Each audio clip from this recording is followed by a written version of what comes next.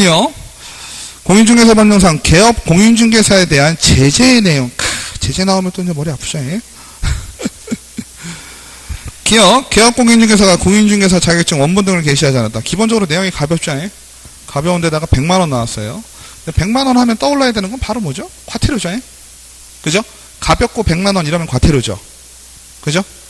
물론 잘 보셔야 될 게 우리가 1년에 1천만원짜리들도 100만원 벌금 받을 수 있어요.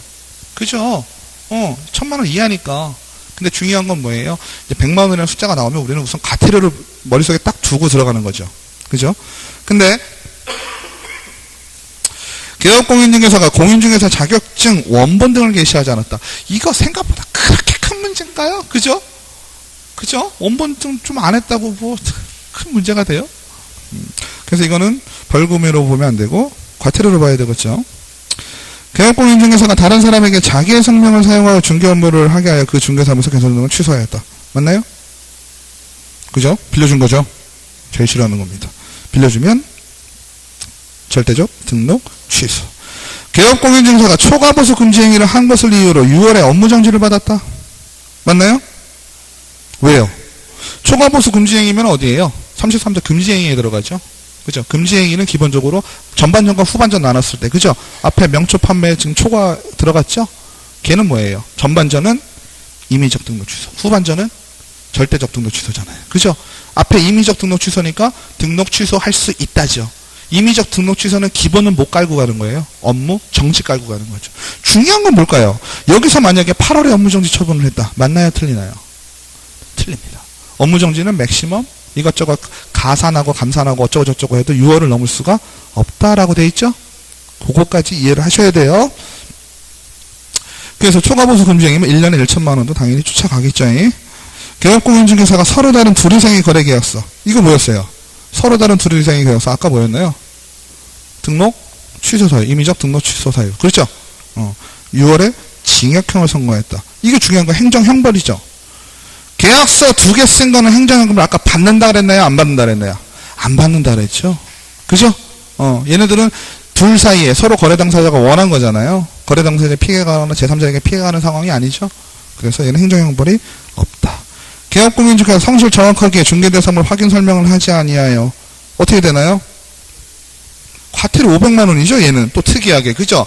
계약서 뭐 서명 및 날인 그 일행들 시리즈들 소속공인중개사와 개업공인중개사 어땠어요? 다 업무정지 자격정지였죠. 그죠? 근데 그 중에 특이한 게 2개. 소속공인중개사는 작성의 의무는 없기 때문에. 그죠? 작성의 의무는 없기 때문에 작성을 하지 않았다고 처벌받는 경우는 없고요. 그죠? 개업공인중개사는 성실하게, 그죠? 성실 정확하게 설명하지 않으면 과태료 500만 원. 맞죠? 17번. 그래서 답은 몇 번이에요? 니은과 디귿이 되겠네요. 맞나요? 맞아요? 벌금이잖아. 그러니까 이게 17번 공인중개사 법령상 과태료에 관한 설명 중 틀린 것. 공제규정의 제정 승인을 받지 않은 공인중개사 협회 별도의 과태료를 받지 않는다. 이건 내가 몰라도요. 제정 승인 받지 않았다는 건 뭔가 그죠? 위반을 한 거죠. 보통 협회하고 거래정보사업자는 과태료가 얼마 수준입니까? 500만 원이죠. 과태료를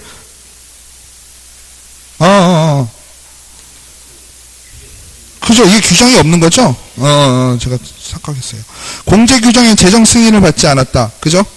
이걸 한다고 해서 받지 않는 거죠. 17번, 2번 과태료 금액을 정함에 있어서 당해 위반 행위의 동기를 참작하여 가중 또는 경감할 수 있다. 할 수 있죠? 얼마 정도 범위에서 할 수 있나요? 50%, 2분의 1 범위에서 할 수 있죠? 개업공인중개사가 100만원 이하의 과태료를 부과사유에 해당하는 경우 가중하더라도 100만원 초과할 수 없다. 그죠?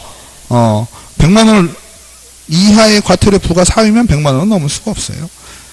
6조 2항 공인중개사 사무소 문자를 사용했다. 그죠? 이거는 어떻게 이해하시자 그랬어요? 자칫 잘못하면, 그죠? 우리가 지금 공인중개사라는 명칭을 되게 중요하게 생각하고, 그죠? 이거를 함부로 사용해서는 안 되는 것, 이렇게 좀 인식이 좀 박히실 수도 있어요. 근데 법, 부치, 6조 2항은 아까 우리 선생님 말씀하신 것처럼 어때요? 솔직히 하는 일 자체는 개업공인중개사랑 크게 다를 게 없거든요.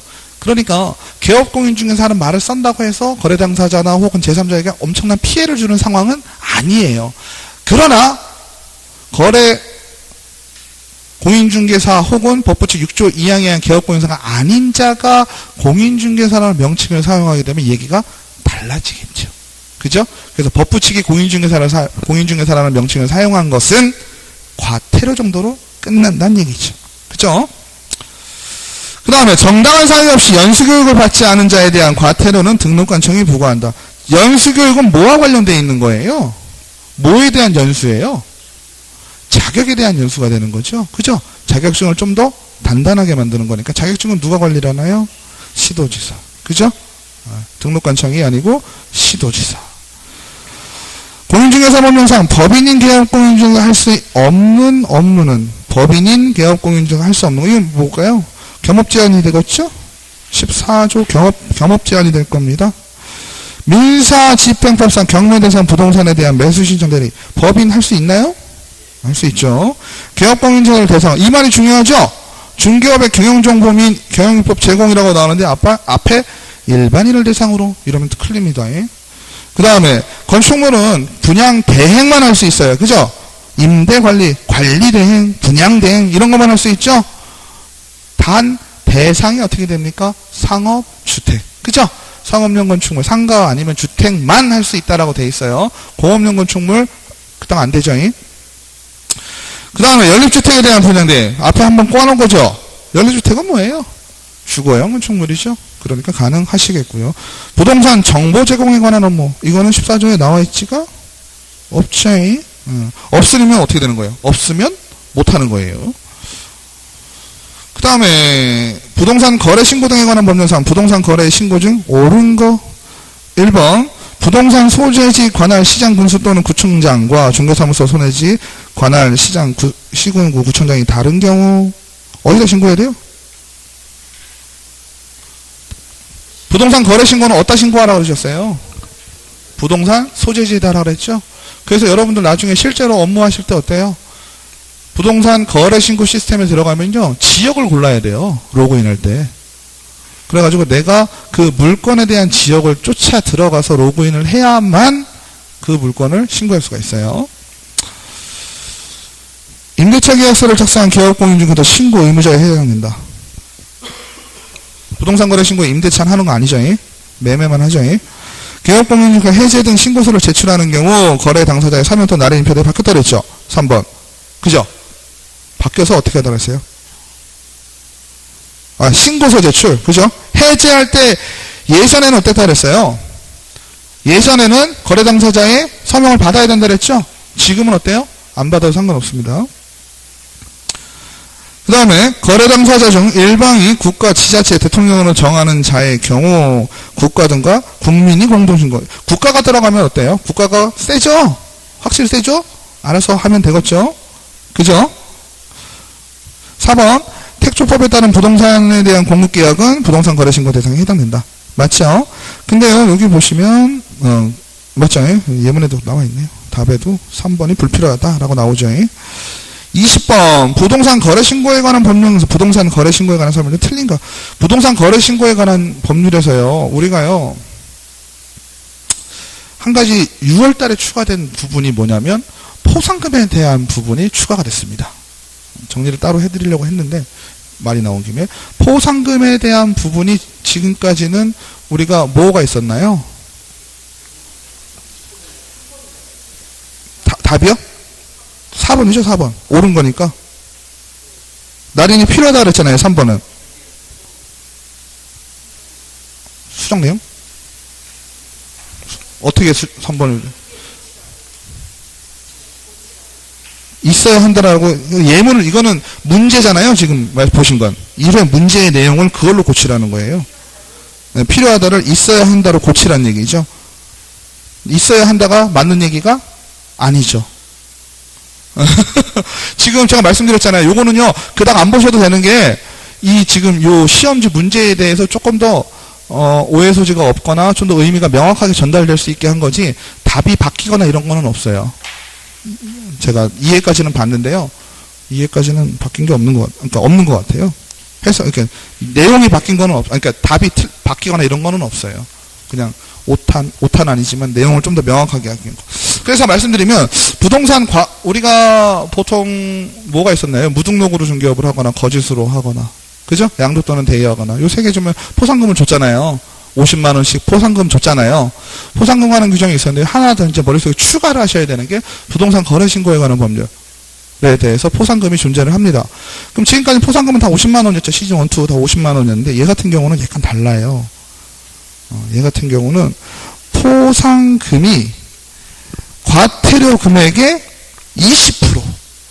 그러니까 부동산 거래 신고를 거짓으로 한 자는 신고를 하잖아요. 그럼 거짓으로 한 자에 대해서 과태료가 나오잖아요. 그러니까 예전과 수준이 어떻게 됐어요? 조금 더 올라갔다고 볼 수도 있죠. 그죠? 예전에 있던 포상금 시스템보다, 왜냐하면 내가 신고를 하지 않았으면 어때요? 그 사람을 과태료 부과를 못 하겠죠. 근데 과태료 부과를 했으니까 어떻게 되는 거예요? 너랑 나랑 나눠 먹자. 그죠? 나눠 먹자 해서 1,000만 원 이하의 범위 내에서 20%의 과태료를 부과할 수가 있습니다. 그죠? 그래서 이 포상금에 대한 20번은 좀 별표를 쳐놓으시고 나중에도 좀 기억을 하시는 게 좋겠죠? 없었던 내용이니까. 뭐가요?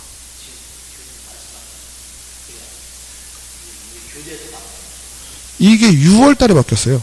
그러면 요약집에 나왔나요? 요약집에 나왔나요? 요약집에 나왔을 거예요. 네.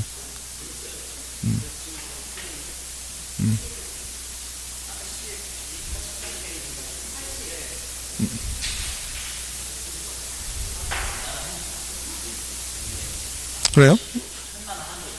네, 1,000만 원 한도에 20%예요. 다른 문제 풀어보신 거 아니에요? 그래요? 그래서 그거 하나 기억해 두시면 되실 것 같아요. 다시 한번 정리해드리면 부동산 거래 신고에 관한 법률에서, 그죠?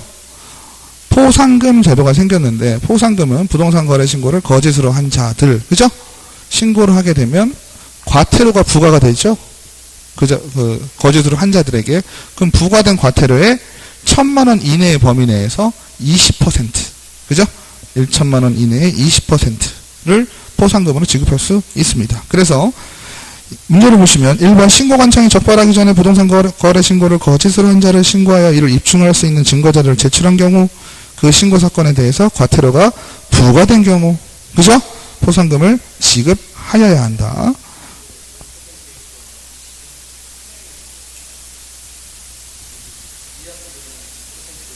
네, 지금 그 6월 달에 바뀐 게 20%예요.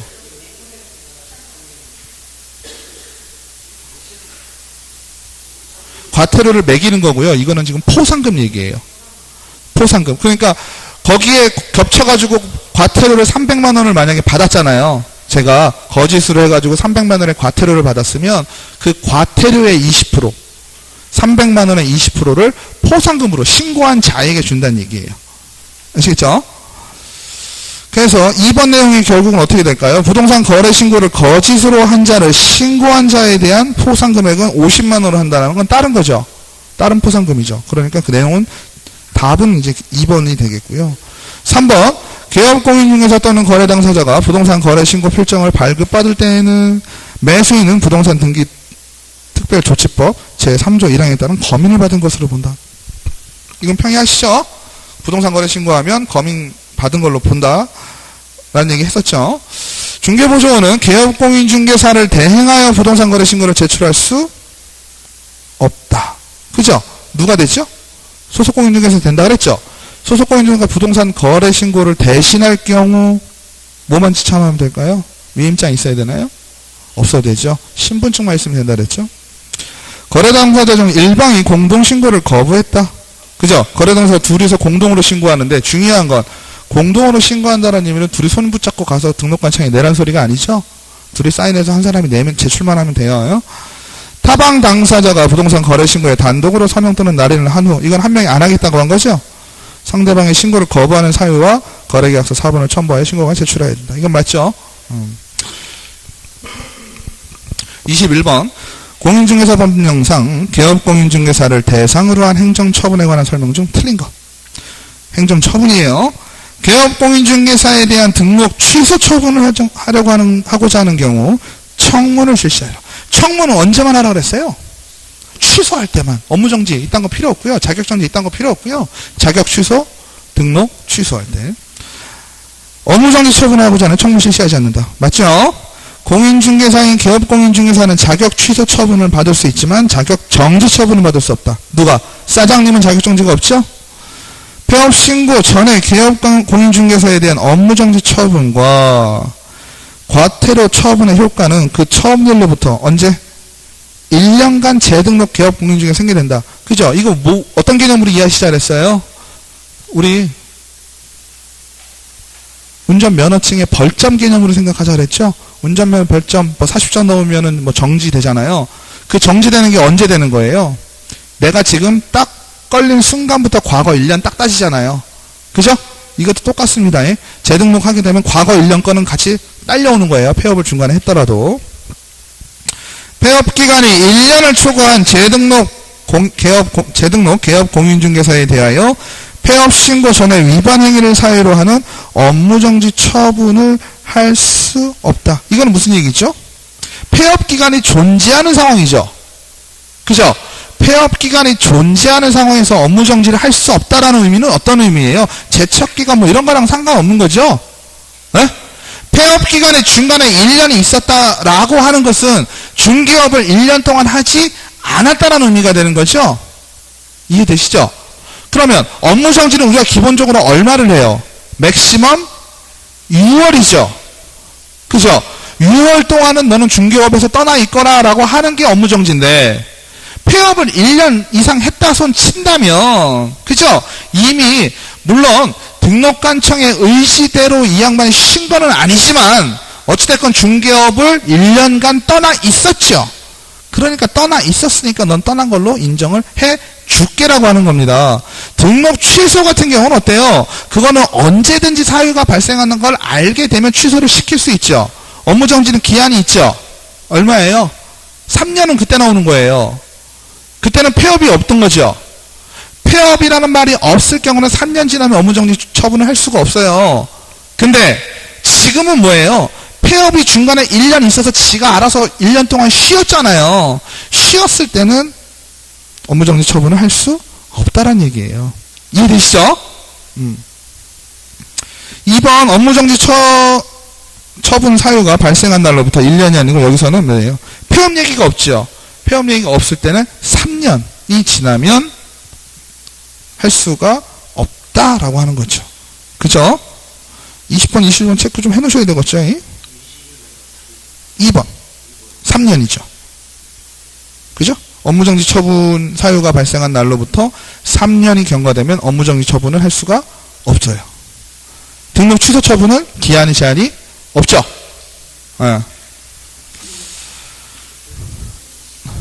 20번. 네. 네.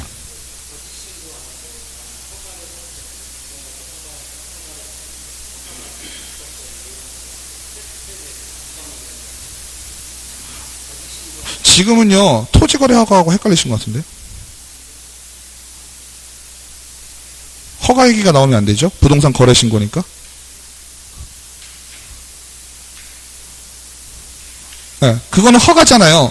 지금 허가 얘기를 하시는 건 토지거래, 허가 구역에서, 허가 지역에서, 그죠? 토지거래를 하려면은 사전에 허가를 받아야 되죠? 그죠? 지금 그 얘기를 하시는 거고, 지금 얘기는 뭐예요? 부동산 거래 신고잖아요. 매매가 이루어졌을 때 신고를 다운계약서 썼다든가 이런 거잖아요. 현재 상황. 거짓으로 부동산 거래 신고 했다는 얘기잖아요. 그죠?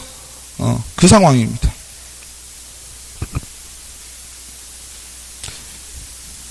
그죠? 맞죠? 지금 말씀하신 건 허가 얘기고, 토지거래 허가 얘기고. 그죠? 22번, 공인중개사 법령상 중개대상물 확인 설명에 관한 건 틀린 거. 개업공인중개사가 중개의뢰를 받은 경우 중개가 완성되기 전에 중개사 법령이 정하는 사항을 확인하여 중개대상물 권리를 취득하고자 하는 중개의뢰에게 성실 정확하게 설명하고 토지대장 등기사항 설명의 근거자를 제시해야 된다. 길긴 하지만 맞죠? 개업공인중개사는 확인 설명서를 작성하여 거래 당사자에게 교부해야 되고, 여기가 개업공인중개사라는 거 잘 보셔야 돼요. 확인 설명서는 몇 년이에요? 계약서 이해 끝들 3년이죠. 개업공인중개사는 4번 보실게요. 중개대상물에 대해서 확인 설명을 하였더라도 중개가 완성되지 않았더라면 확인 설명서를 작성할 필요가 없다. 이게요, 문맥 자체를 보면 느낌 어때요? 틀린 말 같죠? 이제는 그런 게 조금 보이실 거야. 왠지 뭐 작성할 필요가 없다 이렇게 뭐 부정적인 걸 단호하게 얘기한 것들은 일반적으로 좀 틀린 문장들이 많죠. 근데 얘 같은 경우는 지금 맞는 내용이죠. 그죠? 중개대상물 확인 설명의 의무와 중개대상물 확인 설명서 작성의 의무는 차이가 있다 그랬죠? 확인 설명서는 언제 작성하는 거예요? 거래 계약을 할 때. 그죠? 중개대상물 확인 설명서는 확인 설명에 대한 의무는 그 전에 하는 거죠. 개업공인중개사가 확인 설명해야 할 상황에는 당해 중개대상물에 관한 권리를 취득함에 따라 부담해야 할 조세의 종류 및 세율도 포함되죠. 개업공인중개사는 중개대상물의 확인 설명을 위하여 필요한 경우에는 중개대상물의 매수일인 임차일인들에게 당해 중개대상물의 상태에 관한 자료를 요구할 수 있다. 이게 앞에 예문에 비해서 너무 맞다고요? 저는 되게 뭐 어떻게 문제를 이렇게 냈을까 싶었는데 이게 조금 너무 자연스럽게 넘어가신 상황인 거죠? 매수하고 매도 차이잖아요. 지금 중개대상물은 누가 갖고 있는 거예요? 매도가 갖고 있는 거죠? 임대가 갖고 있죠? 근데 매수일에는 임차하는데 물어봐요? 저는 이걸 문제로 이게 예문이 너무 다른 거 왜 쉬운데 지금처럼 속아가시는 거예요. 그러니까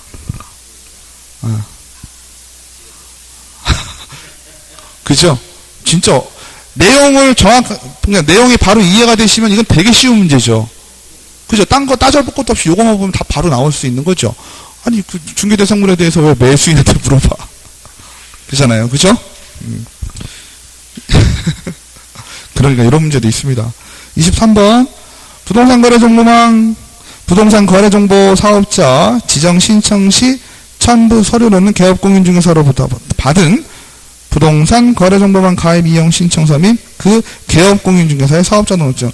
솔직히 개업공인중개사의 사업자 등록증은요, 사업자 등록증은 뭐랑 관계 있는 거라고 말씀드렸나요? 세금과 관련 있는 거잖아요. 우리하고는 거의 상관이 없어요. 사업자 등록증은 언급조차 되지도 않고요. 개시 의무도 없죠. 중개법에서는. 그죠? 중개법에서는 개시 의무도 없어요. 그래서 사업자 등록증은 아니죠. 뭐가 되겠어요? 등록증 4번이 되겠죠? 그 다음에 부동산 거래정보망 운영 지정 받을 자 몇 명이에요? 500에 2명 이상, 2개 이상, 30명. 그죠? 500명 이상, 2개 이상 시도에서 30명. 정당한 사유 없이 지정받은 날로부터 1년 이내에 부동산 거래정보망을 설치, 운영하지 아니하면 지정을 취소하여야 한다. 취소하여야 한다는 뭐예요? 절대적 취소해야죠.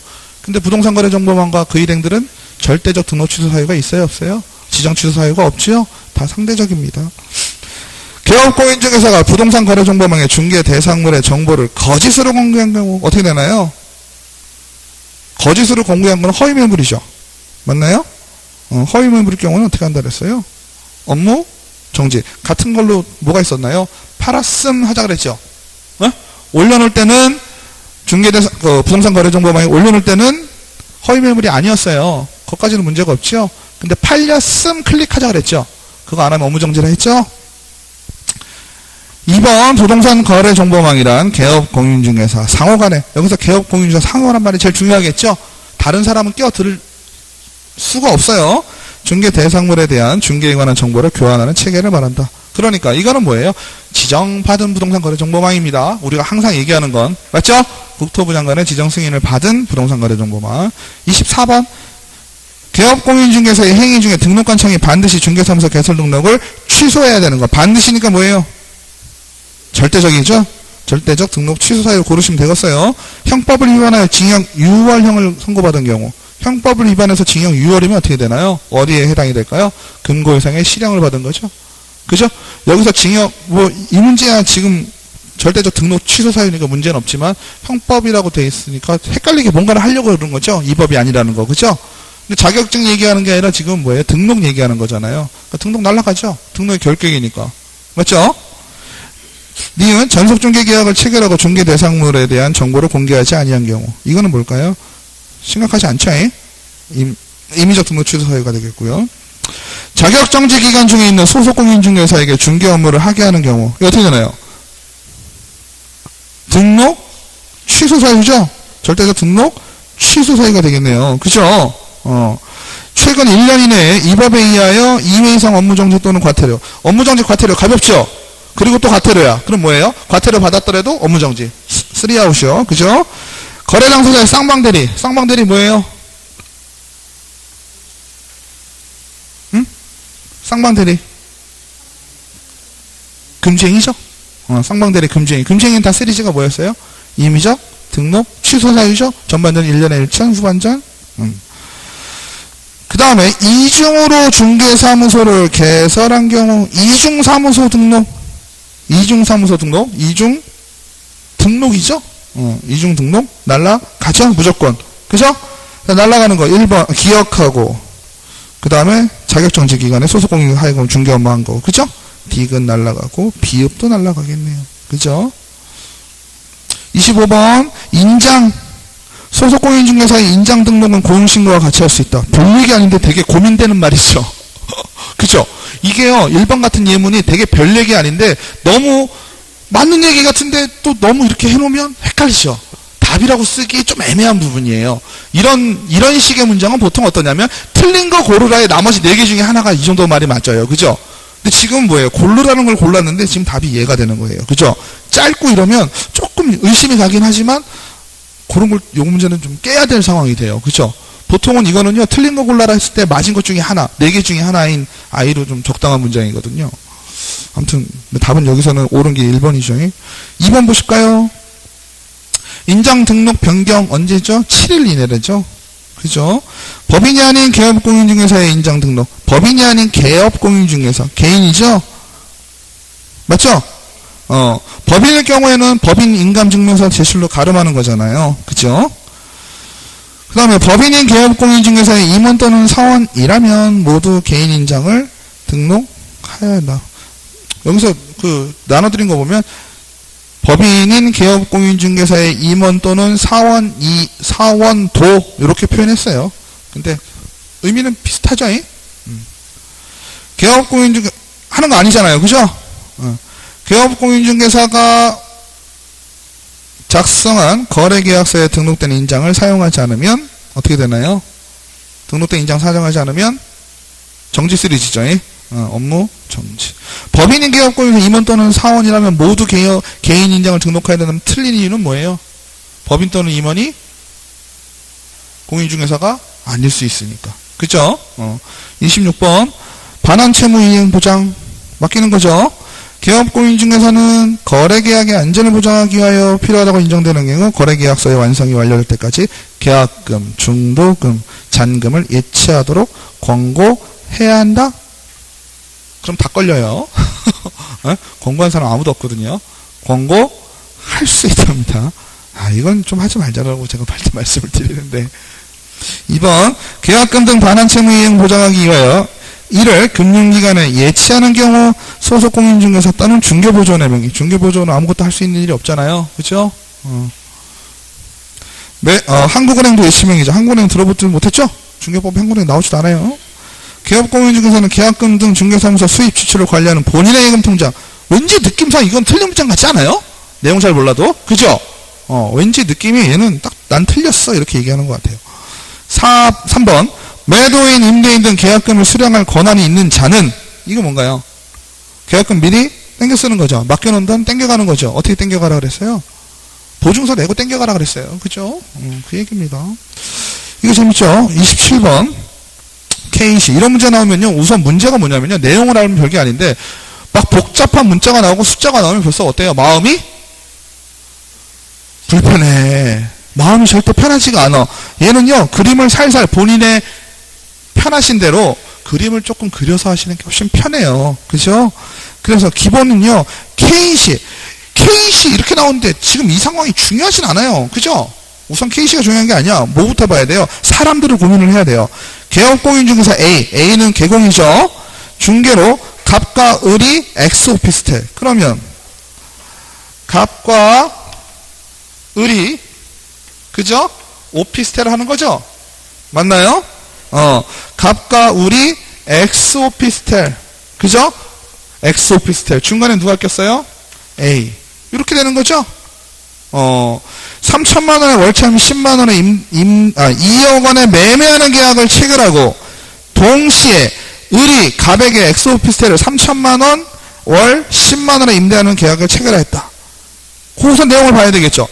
매매를 했는데 거꾸로 어떻게 된 거예요? 임대차도 같이 계약한 거죠? 여기서 하나 치고 넘어가야 되죠?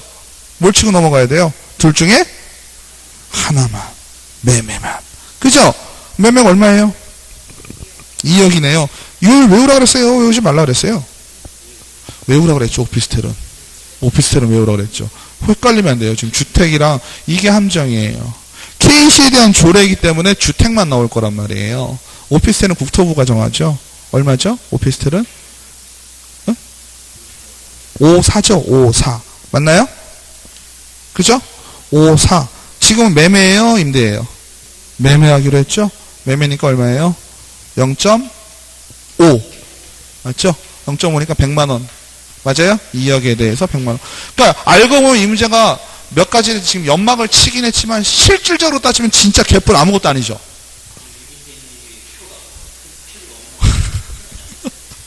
연막.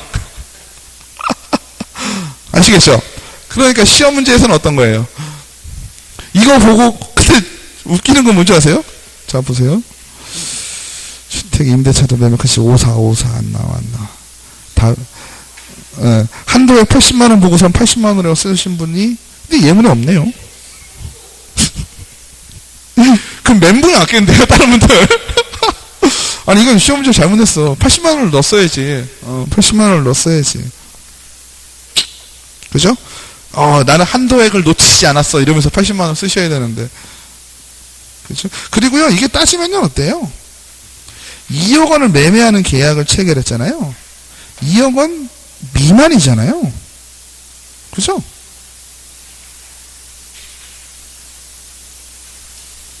아무튼 뭐 따지면 그렇습니다. 근데 오피스텔은 조심해야 될 거 우리가 간과해야 되시 말할 게 하나 있어요. 뭐가 있나요? 면적입니다.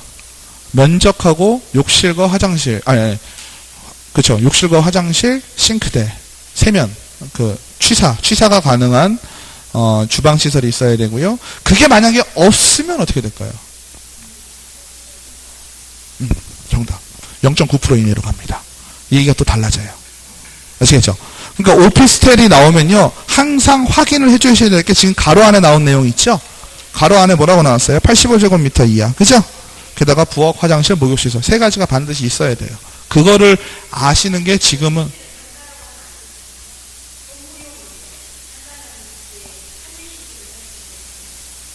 정확하게 따지면 업무시설이죠. 업무시설. 네, 업무시설. 그러니까 요율은 똑같으니까. 요율은 0.9%니까 우리가 부를 때 맞습니다. 예, 정확한 표현으로 따지자면 업무시설이라고, 오피스텔은 업무시설이라고 봐야죠. 업무시설이라고 얘기를 해야죠.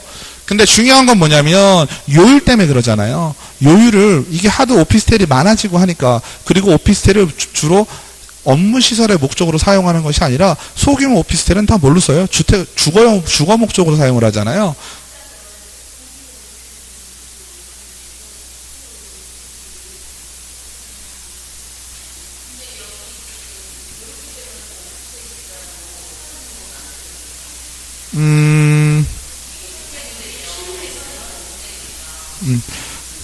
그러니까 우리가 생각하셔야 될 건 뭐냐면요.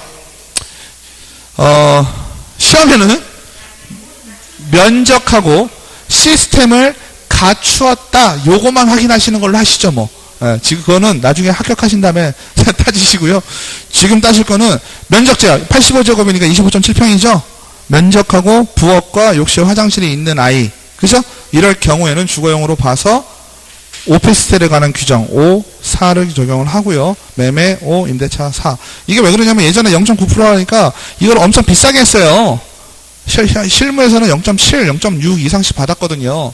그러니까 문제가 되니까. 왜냐하면 똑같은 원룸이라도 원룸은 뭐 0.4 막 이렇게 가는데 비싸고 협의가 또 안 되고 싸우고 이러니까 아예 국토부에서 정해놨죠. 28번 포상금 포상금은 어떤가요? 포상금은 시스템 그냥 기억하시기 편하시죠? 먼저 한 놈, 그죠? 행정기관에서 발각되기 전에 한 놈, 그죠? 둘이 같이 하면 n분의 1. 사전에 협의가 있으면 협의한 대로, 그죠? 그 다음에 이것도 제가 조금 애매한데요. 이게 제가 아까 얘기했던 그런 부분하고 좀 비슷해요. 포상금을 지급받고자 하는 포상금 지급 신청서를 등록관청에 제출해야 된다. 맞죠? 포상금 지급은 1월이죠. 맞죠? 4번 등록관청은 하나의 사건에 대해서 2건 이상의 신고 또는 고발이 접수된 경우 최초의 신고 또는 고발한 자에게 포상금을 지급한다. 맞나요? 맞죠? 포상금은 무등록으로 중개업을 한 자 등 행정기관이 발각되기 전에 등록관청이나 수사기관에 신고 또는 고발한 자에게 신고 또는 고발 사건에 대하여 검사가, 이거 중요하죠? 검사가 공소를 제기하거나 기소 유예 결정, 그죠? 어떻게 한다? 검사가 봤을 때 죄가 있다 없다? 있다. 검사가 죄가 있다라고 판단이 되면 포상금을 지급을 한다. 그러니까 검사가 죄가 없다라는 표현은 어떤 게 있어요? 불기소 처분, 혐의 없음. 이딴 거 나오면은 검사가 죄가 없다라고 보는 거예요. 아시겠죠? 그게 나오면은 포상금을 못 받죠. 2번 같은 경우 재밌어요. 포상금은 한 건당 50만 원. 이게 우리가 알고 있는 일반적인 포상금 맞죠? 아까 그거 부동산 거래 신고 말고요. 포상금은 한 건당 50만 원을 하는데 포상금 지급에 소요되는 비용은 시군구의 재원으로 충당한다. 이 표현이 맞아요, 틀려요?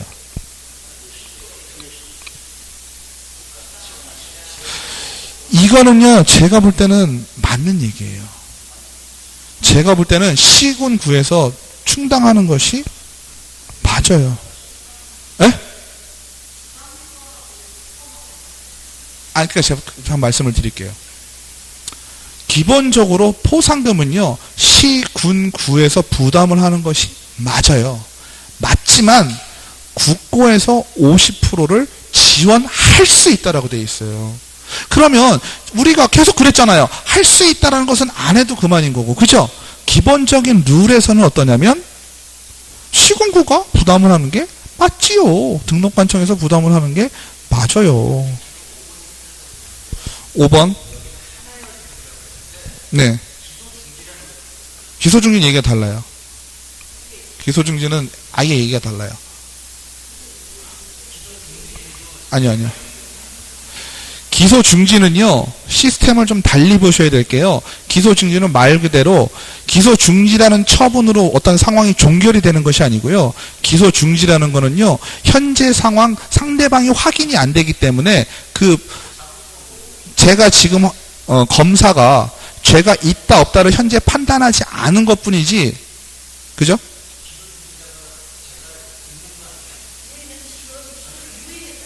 그러니까 기소 유예도 죄가 있다는 거고요.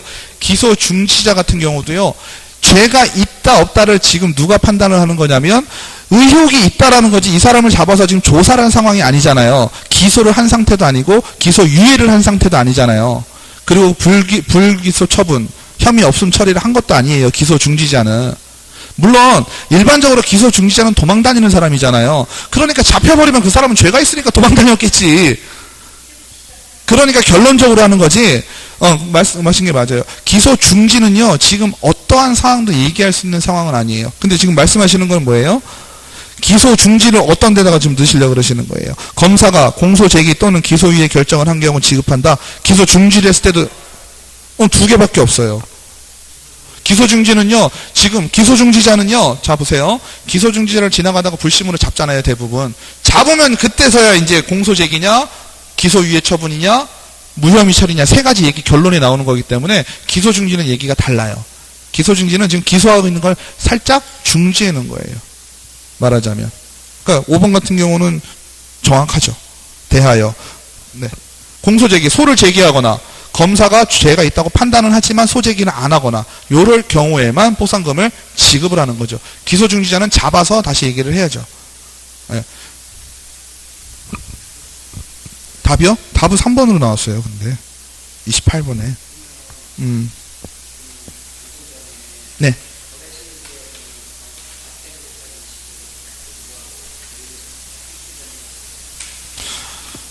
지금요, 아까 부동산 거래 신고에 관한 법이 달라요, 지금. 얘는 지금 중개법이에요. 아까 걔는 부동산 거래 신고에 관한 법률이고요. 네?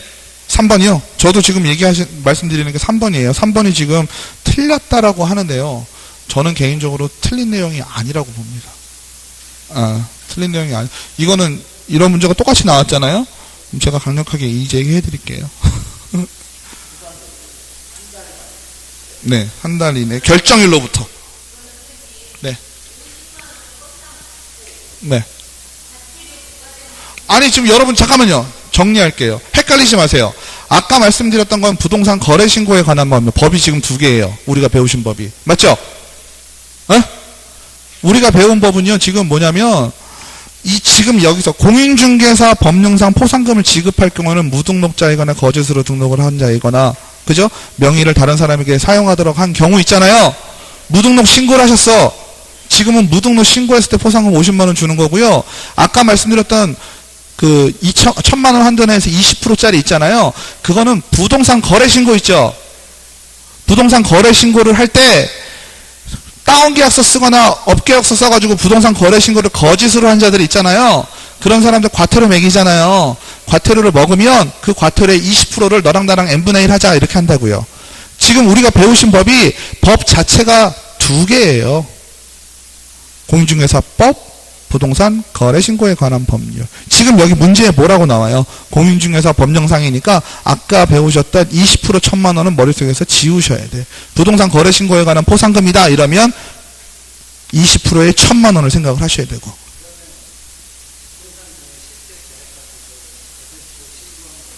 신고한 경우. 그거는요. 거래 신고 자체를 그렇게 했다라는 건 부동산 거래 신고에 관한 법률에 걸리게 되는 거고요. 계약서를 그렇게 작성했다 그러면은 이중계약서 작성한 걸로 공인중개사법에도 걸릴 수 있죠. 문제의 부동산 거래 신고를 그렇게 했다라고 물어본다면 그건 부동산 거래 신고에 관한 법률을 풀어야죠. 아니요. 지금 말씀드렸잖아요. 부동산 거래 신고를 거짓으로 했다든지 이렇게 해서 공인중개사법에서 포상금 주는 경우는 없다고요. 포상금을 잘못한 걸 다 주는 게 아니잖아요. 중개법에서 포상금 주는 경우는 3가지밖에 없다고요. 무등록자, 거짓으로 등록한 자, 명의 빌려준 자 3개밖에 없어요. 나머지 다 신고한다고 포상금 주는 게 아니에요. 중개법에서 포상금을 주는 경우는 3가지밖에 없다고요. 아시겠죠? 부동산 거래 신고에 관한 법률에서는 거짓으로 신고하면 그거를 잡아내면 과태료의 20% 준다는 얘기고. 그거는 원래는 공법에 있던 얘기잖아요. 그게 부동산 거래 신고에 관한 법률 안쪽으로 들어온 거죠. 아예 섹션이. 우리는 보칙하면서 끝났어요. 중개법은, 공인중개사법은 뒤에 보칙 있죠? 그거 나오면서 얘기가 끝나고 새롭게 부동산 거래 신고에 관한 법률 얘기하고 토지거래 허가고 여기 이제 국회법에 있던 아이가 끌어온 거죠.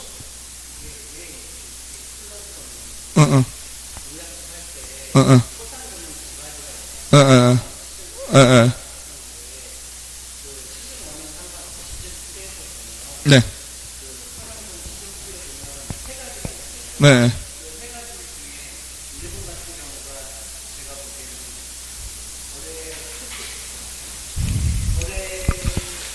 시즌2를 한번 줘보셔요. 네, 시즌2도 50만 원이에요. 있었던 건. 그죠? 근데 이게 바뀌었다는 얘기죠. 지금 보시면, 여기가 보시면, 보세요. 이 책에 대한 부분으로 본다면, 목차를 보시면, 이거 이렇게 다 나왔구나. 그러니까 우리가 교재를 보시면, 교재가 중개법, 그죠? 그 다음에 부동산 거래신고에 관한 법률 해서 나눠져 있잖아요, 앞뒤가. 그랬는데, 지금 여기서 얘기하는 거는, 자, 어디였어? 포상금 시즌2가 있잖아요. 여기에서 부동산 등의 실제 거래額을 거짓으로 신고한 자, 그죠? 허가를 받지 않거나 부정하게 허가를 받은 자, 허가를 받은 목적대로 이용하지 않은 자. 얘는 어디가 되는 거예요? 뒤에. 부동산 거래신고에 관한 법률에 포함되는 거고, 중개법에서는 시즌1이었죠. 시즌1에서는 어떻게 되는 거냐면, 등록에 관한 문제. 그죠? 무등록, 거짓 등록, 명의 빌려준 자. 이렇게 3명에 대해서만 포상금을 주는 거예요. 다른 거 걸렸다고 우리가 지금까지 받았던 제재사항들 있잖아요. 그거를 다 신고를 한다고 해서 그거를 포상금을 주는 것이 아니라 그 세 개에 대해서만. 왜? 그걸 다 주면 포상금이 남아나진 않겠지. 그죠? 그러니까 그때 제가 말씀드릴 때 항상 얘기하는 게 중개법에서 제일 싫어하는 게 뭐라 그랬어요? 자격이 없는 자가 공인중개사 하는 거. 그죠? 중개법 하는 거. 그 다음에 빌려주는 거. 그죠? 두 개 되게 싫어한다 그랬잖아요. 두 개에다가 뭐 하나까지 거짓으로 등록한 자까지 포함시켜서 포상금을 주는 것이고, 여기는 허가를 받지 않거나 부정하게 허가를, 토지 거래 허가에 대한 문제 있죠? 뒤에 부분이 되는 거죠. 중개법이 아니에요. 더 이상. 시즌2에서는. 근데 부동산 실제가를 거짓으로 신고한 자 50만 원인데 그게 20%, 1000만 원 이내에 20%로 6월 달에 바뀌었다는 말씀을 드린 거예요. 그래서 그거는, 그렇죠. 이건 있는 거고, 원래 있는 거고. 지금 20% 얘기하는 건 부동산 거래 신고에 관한 내용을 아까 말씀을 드린 거고. 되시죠?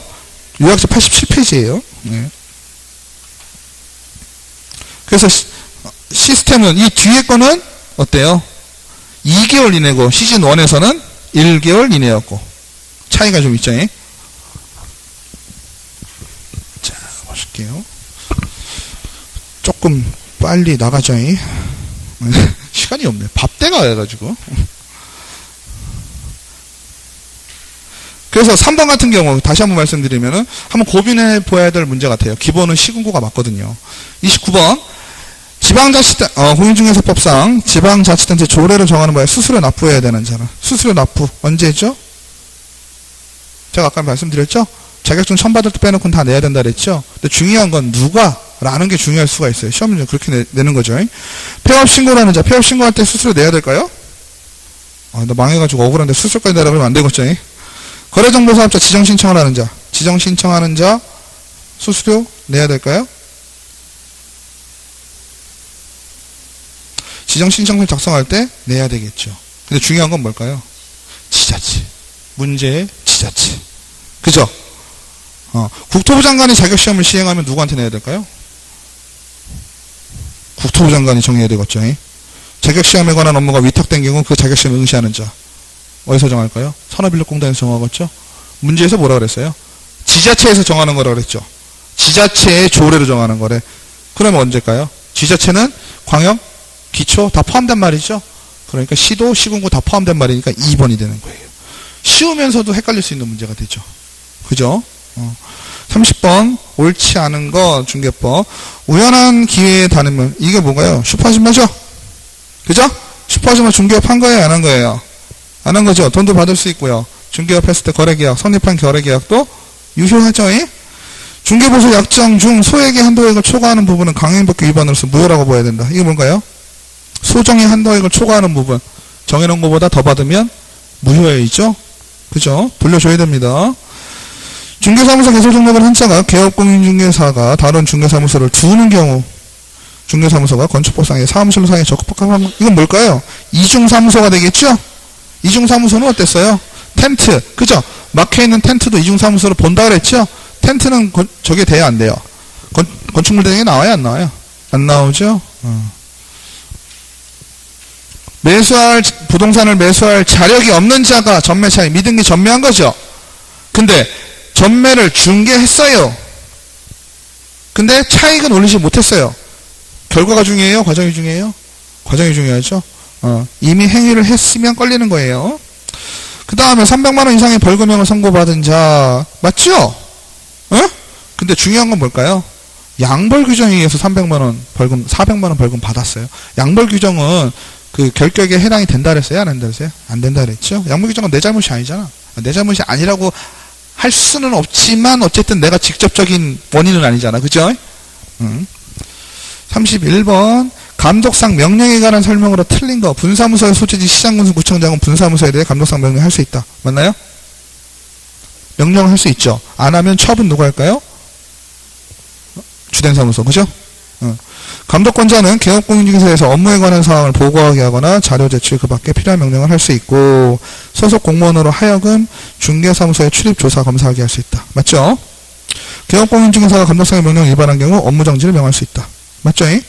감독권자는 개업공인중개사에 대한 등록 취소나 업무정지 처분을 하기 위하여 필요한 경우 감독상 명령을 할 수 있다. 거꾸로죠? 3번.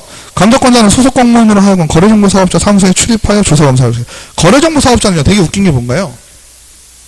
걸리는 상황 보면요, 너 뭐 해? 안 해? 뭐 이런 상황이 있죠? 실제로 거기 가서 조사한다는 내용이 안 나와요. 실제로 조사해야 되겠죠? 그죠?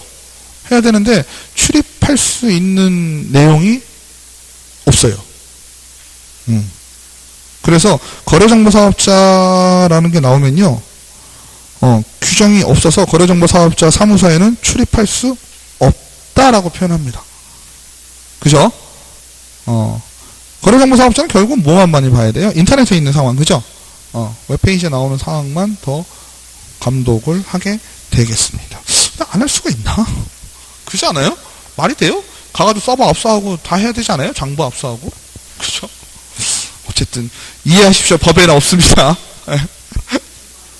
30번에 5번.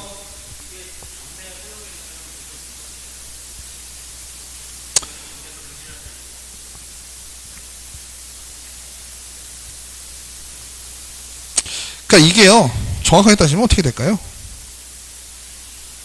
제가 볼 때는요, 5번 같은 경우 맞습니다. 지금 저도 그냥 넘어갔는데요, 5번 같은 경우도 부동산을 매수할 자력이 없는 자가, 이거잖아요.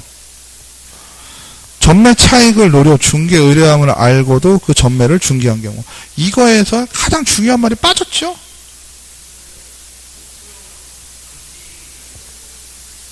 이거는요, 정확하게 표현하면 여기서 얘기하는 전매는 어떤 전매예요? 미등기 전매를 얘기하는 겁니다. 미등기 전매를 얘기한 거예요. 그래서 그걸 표현하고자 앞에 쓸데없는 말을 한 거죠. 부동산을 매수할 자력이 없는 자. 이 말을 쓴 거는 미등기 전매라는 거를 표현하기 위함인데, 제가 볼 때는 말씀하신 것처럼 그래요. 분양권 전매하는 경우도 법적으로 정상적인 상황입니다. 그죠? 문제가 없는 상황이에요. 내가 전매 차익을 노리건 어쨌건 뭔 상관이야. 그죠? 그걸 노리려고 하는 건데. 근데 여기서 얘기하고자 하는 건 뭐냐면요, 미등기, 등기를 하지 않았다. 중간 생략 등기를 표현하고 싶었던 거예요. 실은요. 저도 그냥 애매할 수 있어요. 그래서 앞에 부동산을 매수할 자력이 없는 자라는 것이 미등기를 얘기한다라고 볼 수도 없어요. 그죠? 볼 수는 없어요. 근데 할 수도 있지, 뭐, 하려면. 그죠?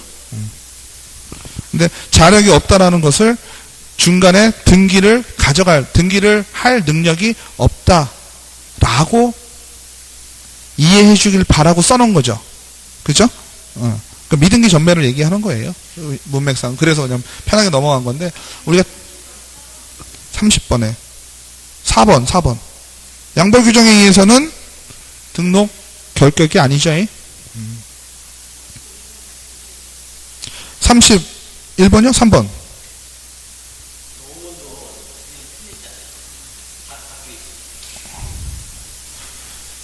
감독권자는, 그죠? 맞죠? 잠깐만요. 네.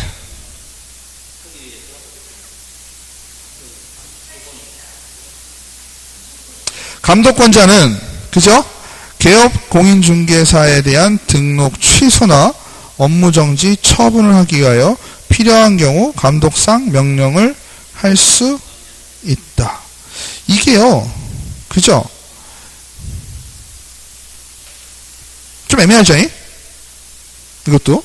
개업공인중개사에 대한 등록 취소나 업무정지 처분을 하게 하여. 그러니까 이게요, 어떻게 이해를 하셔야 되냐면요. 아니요. 그 뜻으로 이해하시면 안 되고요. 예를 들어서요, 등록 취소나 업무정지를 하려면 감독기관도 증거가 있어야 되잖아요. 감독상의 명령이라는 건 여러 가지가 있을 수가 있잖아요. 그 중에 뭐가 있냐면, 자료의 제출 명령, 이런 게 있을 수 있어요. 그죠? 예를 들어서, 아까 얘기했던 업무정지, 이중계약서 작성했다는 게 첩보가 왔어요. 그죠? 첩보가 왔으면 계약서 갖고 와 보세요. 이런 게 명령이잖아요. 그죠? 서류 갖고 와 보세요. 어떻게 해보세요. 지금 그 얘기를 하는 것 같아요. 네. 물론, 감독상 명령을 했는데 이행하지 않으면 그거에 대해서 또 처분을 내릴 수도 있겠죠. 근데 첩보로 통해서 너 뭐 하려고 그러는데 그거 갖고 와봐 라는 명령을 할 수 있다는 의미로 받아들이셔야 될 것 같아요. 애매하실 수 있지만. 32번 주임법 틀린 거. 전입신고할 때는 주민등록이 된 것으로 본다. 맞나요? 맞죠? 주택 임차인이 주택의 인도와 주민등록 이전에 임대차 계약서상 확정일자를 갖춘 경우 주택의 인도와 주민등록을 한 다음날, 이거 말씀드렸었죠. 확정일자를 먼저 했어도 가장 마지막에 효력이 발생하는 게 언제예요? 주민등록한 다음날, 그죠?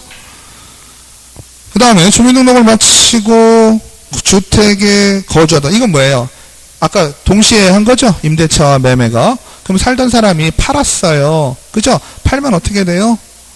체결한 경우 소유권 이전 등기 다음날. 왜? 소유권 이전 등기 날이 뭘로 봐요? 전입일로 본다 그랬죠? 전입일 다음날. 저당권 설정 당시 미등기 주택이 존재했다면 미등기 주택의 소액 임차인도 대지의 환가대금에 대해 최우선 면제를 받을 수 있다. 이건 무슨 얘기인가요? 최우선 면제는 뭐예요? 소액 임차인을 보호해주는 거죠. 소액 임차인을 보호해주는 건 뭐만 있으면 돼요? 대항력만 있으면 됐죠? 대항력, 미등기 건물에도 전입할 수 있나요? 없나요? 있죠. 있으니까 대항력이 존재하겠죠? 환가대금이라는 건 뭐예요? 토지 팔아가지고 경매에서, 그죠? 토지 파는 대금, 건물에 대한 부분이 아니더라도 최우선 면제 받을 수 있다는 얘기죠? 그 다음에 임차권 등기 명령의 집행에 의한 임차권 등기가 경료된 주택, 한 집에 대해서 임차권 등기가 경료가 돼버리면 어때요? 그 건물에 임차권 등기 명령에 대한 것만 쉽게 얘기하면 보상을 받는 거죠. 그 다음에 들어온 사람들은 어때요? 해당 사항 없죠? 조심하자고 했어요. 그래서 임차권 등기 명령이 경료된 건물 가봤자 최우선 면제 못 받는다라는 얘기 있는 거죠. 거기 들어가면 안 되겠죠. 말하자면 임차권이 두 개예요, 한 집에. 맞죠? 하나는 등기고 하나는 내가 들어가 사니까. 분묘가 있는 토지 중개 설명 잘 해야 되겠죠? 분묘는 1기 30제곱, 그죠? 그 다음에 분묘기지권은 분묘기지권의 효력이 미치지 아니하는 지역으로 이장하거나 폐장하면 분묘기지권 당연히 소멸되겠죠? 더 이상 이득이 없죠? 외형상 분묘의 형태만 갖추었을 뿐 시신이 안전해. 가묘죠? 가묘는 분묘기지권 없다 했어요. 그 다음에 합장하는 거 안 된다 그랬죠? 안 됩니다. 1번 분묘기지권, 분묘를 관할하는 시장이 뭘 받아야 돼요? 개인묘지 설치하려면 뭐 허가까지 받지 말자 그랬죠? 그죠? 신고로 족하다라고 했었습니다. 그죠? 그 다음에 중개대상물 확인 설명서 원이면 뭐예요? 주거용 건축물이죠. 주거용 건축물은 내용이 풀옵션이죠. 그죠? 모든 내용이 다 들어가 있습니다. 옳지 않은 건 실제 권리관계 공시되지 아니한 물권의 권리. 이건 뭘까요? 임차권이죠, 대부분. 그죠? 임차권은 누구한테 얘기해야 돼요? 매도나 임대인한테 물어봐야 되겠죠? 공인중개사가 알 수 있는 방법이 없어요. 건폐율 상한을 용적한 사람, 이거 중요하다 그랬죠? 이거는요, 예를 들어서 토시용을 띄면요, 그 번지수에 대한 건폐율 상한과 용적률 상한이 나오기도 합니다. 상황에 따라서. 그죠? 근데 그거 쓰는 게 아니에요. 시도 절에로 정해놓은 그 지역의 계획에 따른 거를 기재를 하여야 되는 겁니다. 그 실제로 거기하고 다르다 하더라도 전체적인 계획에 따른 걸 얘기하는 거예요. 그 다음에 가정 자동화 시설의 설치 여부는 외부 시설, 내부 시설물의 상태의 그 밖의 시설물에 기재한다. 뭐 그렇겠죠? 3번은 솔직히 잘 모르겠죠? 그것까지 그렇게. 환경조건은 일조량 소음 진동. 이거는 있는 것 같아. 맞죠? 3번하고 나머지 거 헷갈리겠죠? 매도인과 매수인 등 거래 당사자도 중개대상물 확인 설명서에 서명 및 날인을 한다. 이런 문제 내지 말자 했죠? 그죠? 그러니까 이런 문제가 나오니까 맨날 강조를 하죠. 쓸데없이. 그거 뭐 중요한 얘기라고. 서명 또는 날인, 서명 및 날인, 이걸 강조하게 생기자고요. 그죠? 매도인은 뭐예요? 서명 또는 날인입니다. 맞죠? 옳지 않은 거니까 5번이겠네요. 개업공인중개사가 대한민국 내 부동산을 취득하려는 외국인에게 설명한 내용 중 옳은 거. 제외국민의 뜻이 뭔가요? 제외니까 외국에 거주하는 우리나라 사람입니다. 국적이 어느 나라 사람이에요? 우리나라 사람이죠? 그죠? 외국인이에요? 제외국민 외국인이에요? 비거주자란 말은 있어요. 비거주자라는 표현. 국내에 거주하지 않는 비거주자라는 표현은 있지만 외국인은 아니죠. 외국인, 내국인 할 때는 국적을 따집니다. 그 다음에 외국인이 문화재보호구역 안에 토지를 취득한다. 어땠어요? 사전에, 그죠? 사전에 뭘 필요해요? 이건 센 거죠. 중요한 동네니까 사전 허가가 필요하고요. 외국인이 부동산 등의 취득 신고를 하지 않으면 어떻게 돼요? 벌금형까지 주진 않겠죠? 뭐 주겠어요? 과태료 주겠죠? 300만 원 이하의 과태료. 외국인이 허가를 받아야 함에도 불구하고 허가를 받지 아니하고 토지 취득 계약을 체결한 경우 징역형 또는 벌금형 대상이 되지만 계약의 효력은 발생한다. 맞나요? 그러면 징역형 또는 벌금형 받고 땅 사게 해요, 다? 그죠? 효력 발생하지 않죠, 예? 무효죠. 외국인이 부동산 거래 신고에 관한 법률에 따라 토지 거래 허가를 받은 경우 동법상 별도의 허가를 받을 필요는 없다. 맞죠? 그 다음에 36번 개업공인중개사가 상가건물 임대차 계약을 중개하면서 상가건물 임대차 보호법에 대한 설명 중 옳은 거. 상가건물의 임차인이 관할동 주민센터에 확정일자를 받아 상가는 어디서 받으라고 그랬어요? 세무서. 그죠? 세무서에서 받으라고 그랬죠? 세무사 사무실이 아니고 세무서에서 받으시라 했어요. 그죠? 그 다음에 상가는 몇 기? 연체가 3기죠? 3기 이상 연체하면 두 가지 할 수 있어요. 뭐 할 수 있어요? 계약갱신 요구권을 깰 수 있죠. 그죠? 그리고 명도할 수 있죠. 상가 건물 임대차 보호법의 경우 보증금의 제한이 없나요? 보증금의 제한이 있죠. 주임법이 보증금의 제한이 없는 거죠. 여기 보증금의 제한이라는 건 뭐예요? 보증금이 넘으면 상가 건물 임대차 보호법의 적용을 받지 아예 않는다라는 얘기예요. 아시겠죠? 상가 건물 임대차 계약 기간을 1년 미만으로 정하는 경우 임대인과 임차인 모두 그 기간이 유효함을 주장할 수 있다. 잘 모를 땐 누가 유리하게 하라 그랬어요? 임차인 유리하게 했죠? 임대인은 주장을 못하고 임차인은 주장할 수 있다. 네.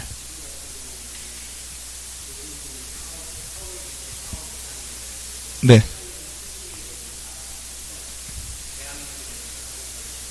네. 네.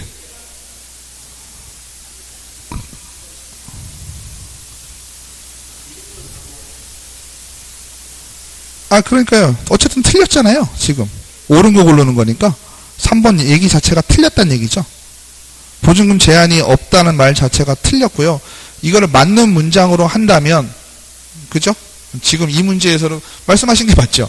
일부 적용이 됩니다. 그러니까 아예 제한이 없다라는 말도 틀리고, 그죠? 제한된 범위 내에서만 적용을 받는다. 이래도 틀리죠? 그죠? 그건 두 가지 단을 얘기를 해줘야 되겠죠. 넘더라도 일부 사항은 적용된다. 이렇게 얘기하면 맞는 얘기고. 네.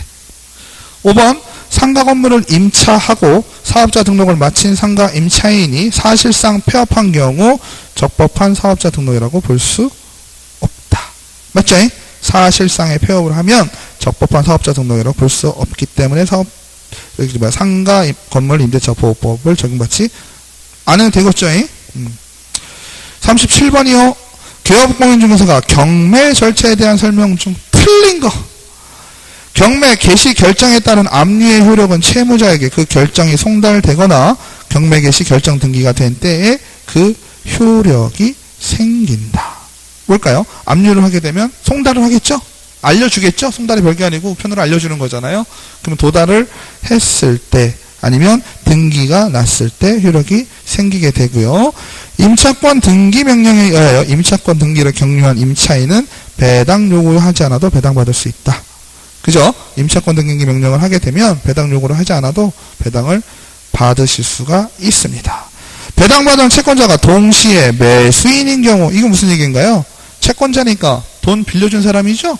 돈 빌려준 사람이 매수인이라는 얘기는 뭐야? 낙찰 받았다는 얘기죠? 매수인은 자기가 수령할 배당액과 배각 대금을 배당액에서 상계할 수 있다. 이건 무슨 얘기예요? 채권 가지고 있으니까. 그죠? 돈 다 안 내고. 차액만 내면 되고요. 재매각 절차. 재매각은 뭐예요? 재매각이 유찰된 거예요? 아니죠. 재매각, 재경매와 신경매 차이 조금 아시자 그랬죠? 신경매는 유찰, 재경매는 낙찰이 된 자가 있었는데 그 양반이 보증금 포기하고 다시 하는 거죠. 법원 입장에서는 어때요?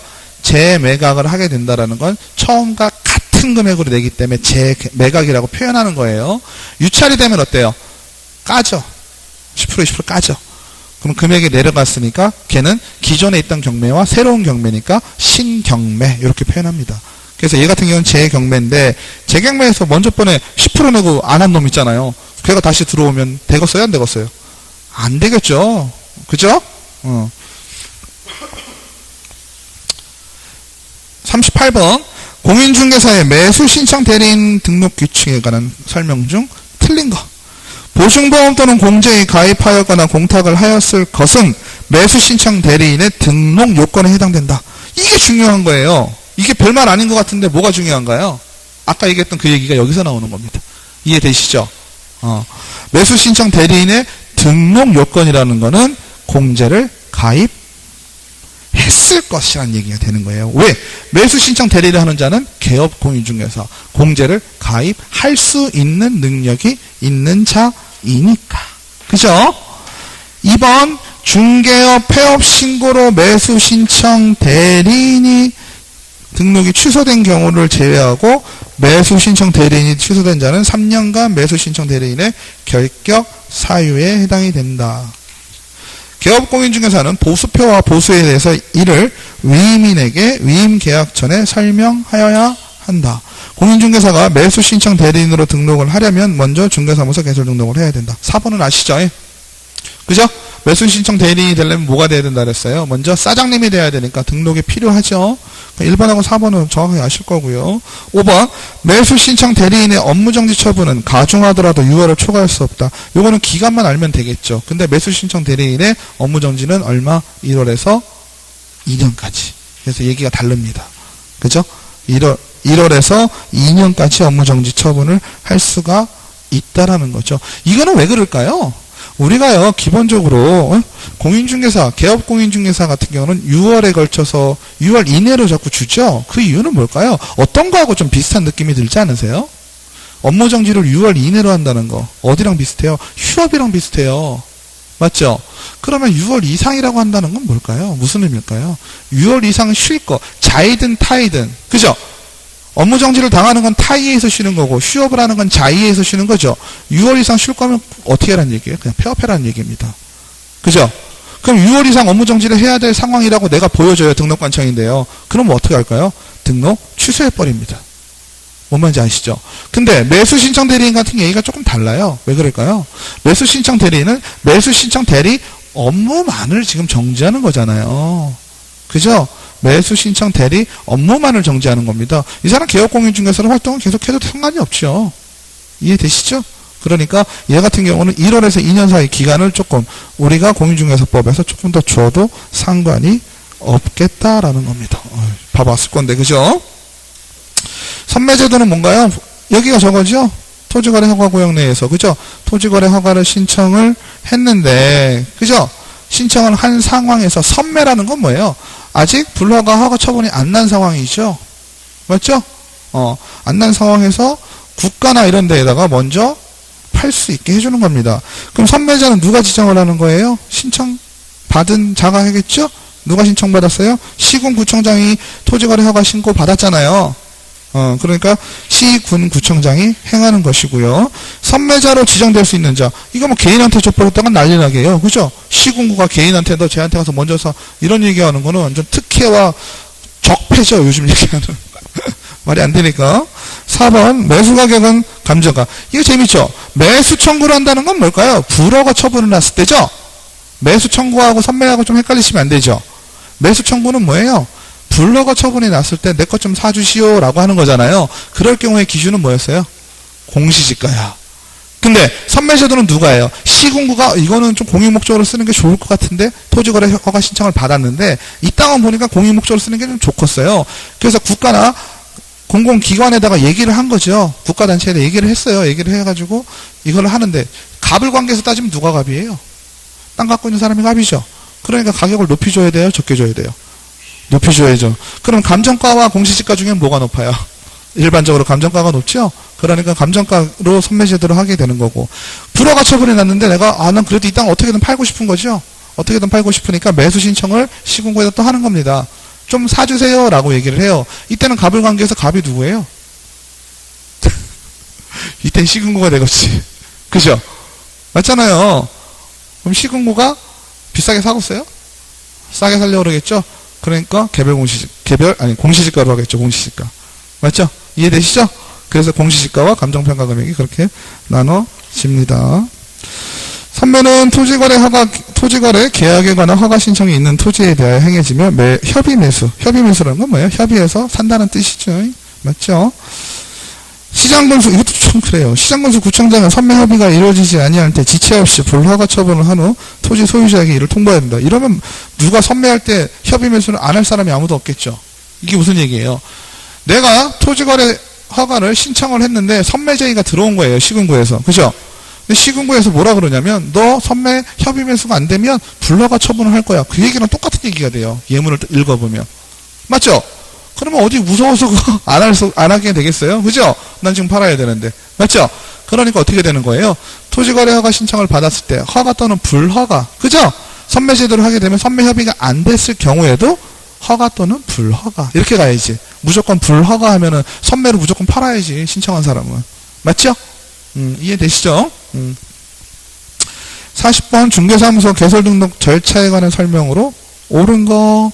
중개업을 영위하고자 하는 자는 등록 신청인의 주소지. 맞아요? 신청인의 주소지가 중요해요. 내가 어디다가 하는 게 중요해요. 지금 뭐 할 건데? 등록이잖아요. 누구 등록이에요? 중개업 등록이죠? 맞죠? 그러면 사무소가 중요해요? 내가 사는 곳이 중요해요? 사무소가 중요하죠. 내가 사는 곳에 대한 등록은 어디 가서? 나 주민등록 전입신고할 때나 하면 되겠죠? 그죠? 중개사무소 개설 등록을 하는 자는 등록 신청일 전 1월 이내에. 이건 너무 그렇다. 그죠? 1년. 중개사무소 개설 등록 신청을 받은 자는 며칠 이내에? 서면 통지 며칠이에요? 7일. 그죠? 중개사무소 개설 등록 신청 시 손해배상 책임을 보장하기 위한 보증 설정 할 수 있으면 해봐요. 그죠? 안 된다니까요. 개업 공인중개사가 돼야지만 업무 보증 설정할 수 있는 거죠? 그러니까 등록 신청 시에는 업무 보증 할 수 있어요? 없어요? 할 수 없죠? 언제 해라? 서면 통지 받은 후에 신청할 수 있겠죠? 그래서 2번 공인중개사, 소속 공인중개사를 제외해요. 소속 공인중개사를 제외한 공인중개사 또는 법인이 아닌 자는 중개사무소 개설 등록을 신청할 수가 없다. 맞나요? 공인중개사 또는 법인이 아닌 자는 중개사무소 개설 등록을 신청할 수 없다. 맞죠? 그죠? 소속 공인중개사를 제외한다. 왜 그랬을까요? 소속 공인중개사 개설 등록 신청할 수 있나요? 안 되죠. 개설 등록하면 안 되죠. 소속 공인중개사는 개설 등록 신청을 할 수가 없죠. 맞죠? 그러니까 자격증 맺는 사람은 되지 소속 공인중개사는 안 된다는 얘기죠. 그래서 답은 2번이 된 거죠?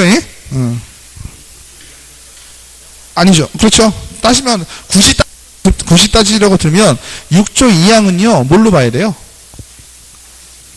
일반인이에요. 그리고 6조 2항은 허가 냈잖아요. 개설 등록 신청할 수 있는 자가 아니죠.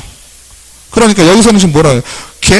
원래는 이걸요 잘 이해를 하셔야 되는 게요. 우리가 6조 2항까지 포함을 시키려면 뭐라고 표현해야 되냐면 개업 공인중개사라는 표현을 써야 돼요.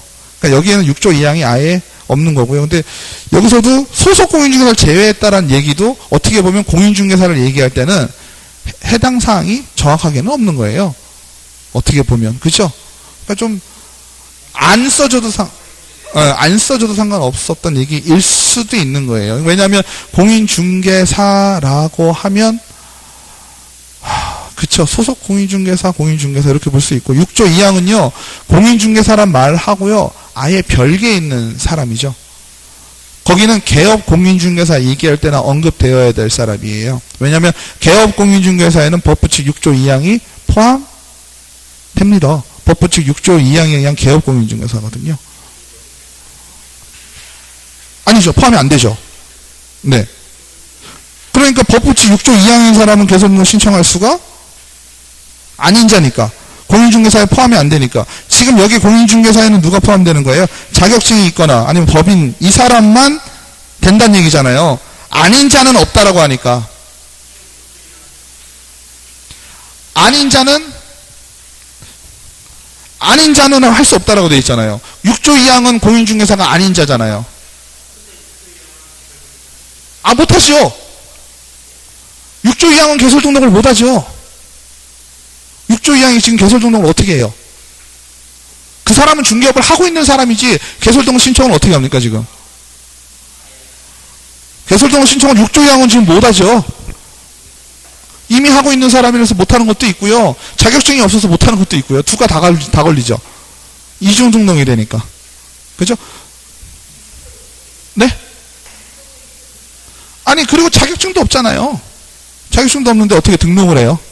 그 사람은 등록제에 있던 사람이 아니잖아요. 신고 허가제에 있던 사람이니까. 상관이 없죠.